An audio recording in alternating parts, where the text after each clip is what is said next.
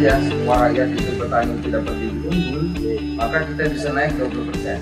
Nah, kalau naik 20% kan nggak impor lagi, Pak. Ya kan? Nah, jauh kita sebelum sudah bisa tahu bibitnya.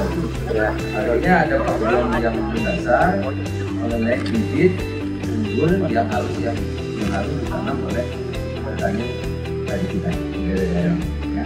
Nah, kita dan di sini sebetulnya bisa untuk bibit yang sekarang idle, tidak berjalan. Yang satu bibitnya masukin, kasih lagi lalu itu juga tadi tanah juga nggak jalan lagi, itu ada sesuatu yang bisa. Nah, dan yang kedua ternyata harga benih sama dengan harga gabah. Nah, ya gimana ceritanya? Kalau harga benih sama dengan harga gabah, ya nanam gabah aja kan? Iya. Nah, berapa orang nanam benih? Saya sudah bilang itu akan menanam benih. Ya nanti ada kebijakan yang tepat ya. Dan kita sebagaimana Presiden perintah oleh kita 2028. Amin. Jadi kalau saya kita bantu kita beresin, mitra kita beresin, bibit kita beresin ya. Mudah-mudahan atau Mas Arif kita bisa naik 10-20%. Kalau bibit ini kan sampel mutunya paling bagus dan terbaik, sehingga tadi produksinya bisa meningkat. Itu yang kita harapkan. Jadi kalau 10% aja, kita kan 31 juta. 31 juta. Kalau 10% aja kan 3 juta. Jadi kita bisa 34 juta. Kalau 30 juta nggak impor lagi.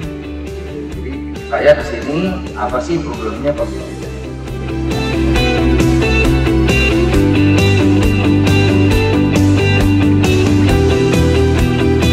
Saya mendorong itu dari bulan Januari tahun 2024 yang lalu saya sudah dorong agar RT/RW itu untuk bisa segera diselesaikan. Karena itu menjadi acuan kita di dalam tata kelola ruang lahan yang ada di Kabupaten Subang.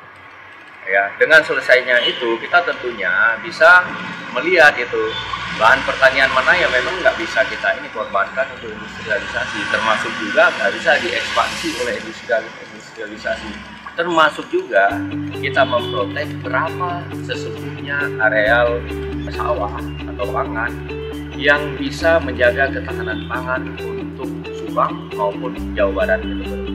Kolaborasi antara pemerintah kabupaten, provinsi maupun pemerintah pusat itu harus betul-betul itu berjalan dengan sinar. Kita berharap ya dengan keberadaan itu misal Sambiang ataupun itu perusahaan yang pelaksananya di lapangan itu juga itu harus bersinergi dengan pembangunan pertanian yang ada di Subang. Istilahnya itu jangan hidup sendiri, tapi bisa menghidupkan juga yang lain. Kan kita juga banyak itu areal pertanian yang ada di Subang, yang tentunya juga itu harus maju. Nah, kita berharap ya nantinya ke depan itu ini akan terlaksana. Jadi sinergitas itu akan terlaksana, termasuk juga dengan pengembangan infrastruktur seperti irigasi, waduk dan lain-lain. Kalau seandainya ini kita ditopang dengan infrastruktur yang baik, saya pikir ya masalah ini suasana bukan hal yang lain kita mencapai. Minggu yang lalu saya sempat ke Jopreng, kemudian 2 hari yang lalu saya ke Cilamaya, gitu ya. Kemudian saya lihat itu ada optimisme yang besar yang ditampakkan oleh para petani. Di Jopreng saya lihat itu kemarin itu sampai mereka bisa memproduksi itu padi rata-rata 7 sampai dengan 10 ton. Itu hal yang luar biasa itu per hektar.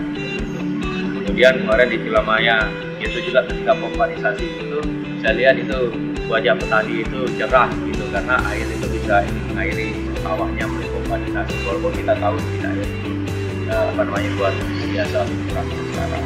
Jadi saya pikir ini pembenahan yang dilakukan oleh Dinas Pertanian menjadi sangat termasuk juga Kementerian Pertanian pada seluruh petani yang ada di Subang.